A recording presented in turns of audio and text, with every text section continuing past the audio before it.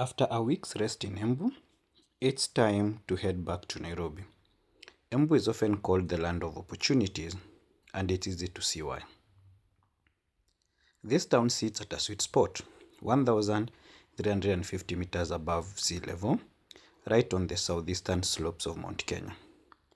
The Embu people are legendary for their agriculture, turning these volcanic soils into tea and coffee powerhouse. But as I push out of this concrete jungle, I'm trading the cool highland breeze for a mission.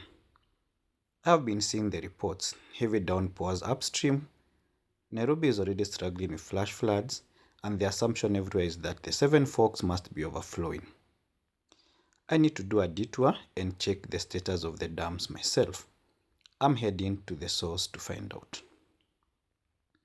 Immediately after leaving the main town, the terrain does something unexpected. Most people don't even realize it, but we are crossing the Don Bosco area. It's the flattest stretch of land in the entire region, which is why the Embu airstrip is tucked away right here. It's the last bit of level ground before the descent begins. Once I pass this airstrip, the highlands are officially behind me. I'm dropping down into a different world.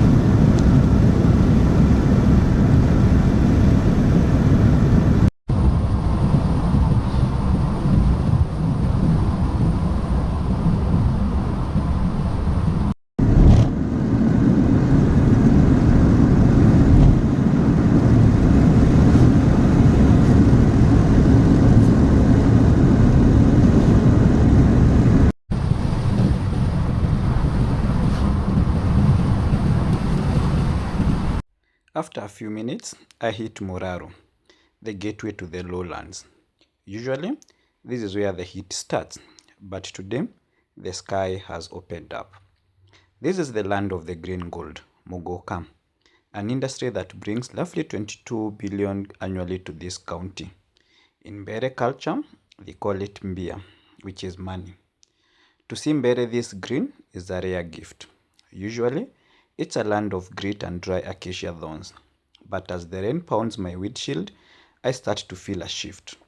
The red soil here is notorious. It turns into a soap slide in minutes. I'm starting to wonder if I'll even make it to the last dam before the roads turn against me.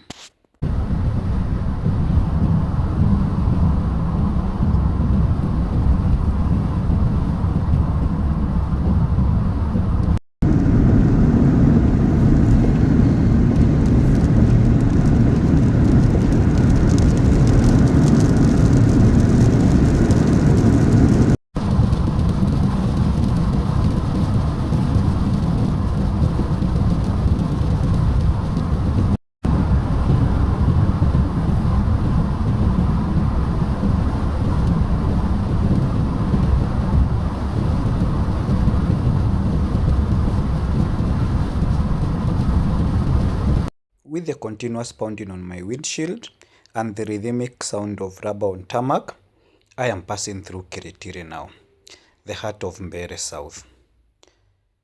Usually, you can see forever from this ridge on a clear day. The horizon feels infinite, but today, the gloomy weather has pulled a thick grey curtain over the Tana Basin. I can't see far into the distance, and honestly, I don't mind it. Look at this road. There is little to no traffic out here. No matatus fighting for an inch of tarmac, no hooting, no chaos.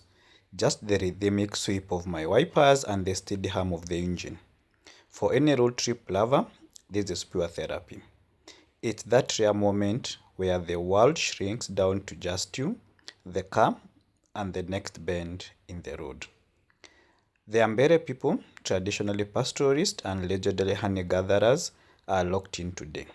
In this weather, everyone is indoors where it's warmer, huddled around fires, leaving the entire landscape to me and the rain. There's a profound, resilient silence out here that defines this tribe. They've survived decades of scorched earth, so they know how to respect the rain when it finally arrives. As you enjoy the road and the views, please note that there are two major police checks when you get closer to the Kamburu Dam.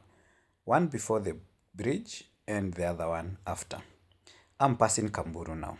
I'm not allowed to stop, so I'm using the camera zoom to get a look at the waterline. Look at that bathtub ring on the rocks. The water is actually low. Despite the chaos in Nairobi, Kamburu is quiet. No roar, no overflow. The giant is still holding its breath, acting as the second goalkeeper in this cascade. Immediately I cross over to the other side, the world changes. The rains intensify, the road becomes thick with fog, and you can see water running along the tarmac. The soil here is sandy. It doesn't hold water like the highlands, so it washes across the road in real time. But the views, they're incredible. Contrary to the norm of this being a dry scorched land, everything is a vibrant, lush green.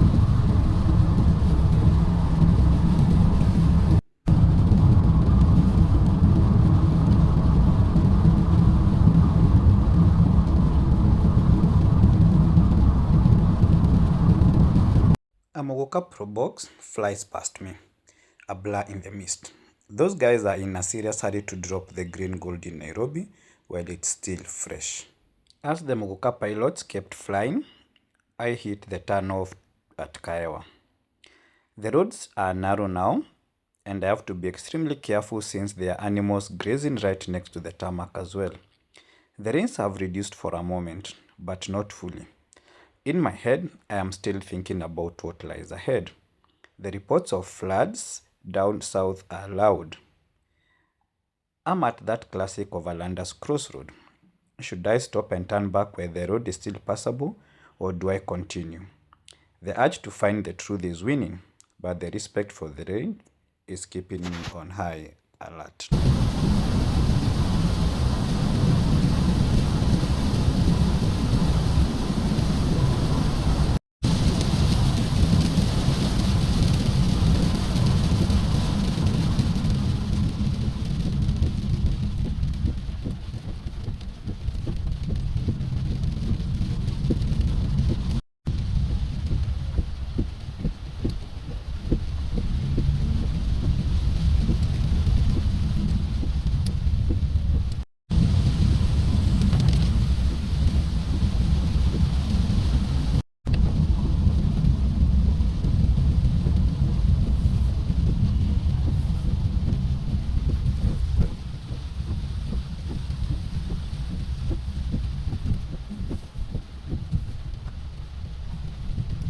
I have finally reached the mother dam, Masinga. If you're driving here from Nairobi, it's approximately 160 kilometers. This reservoir is massive, covering over 120 square kilometers. It's pouring on my windshield, yet the spillway is silent. The overflow canal is a dry concrete valley. This is the Masinga paradox. The news say we are at capacity, but the mother dam has a total capacity of 1.56 billion cubic meters. It's acting as a massive sponge. It takes time for the catchment from the Aberdares and Mount Kenya to travel down here. This empty canal is actually a hero. It's holding back billions of liters to save the Tana Delta from disaster. Fact check complete. The Seven Forks are not overflowing, but the road behind me is turning into a river. I am not staying for the sunset. It's time to go back to Nairobi. Drive with Jay is out.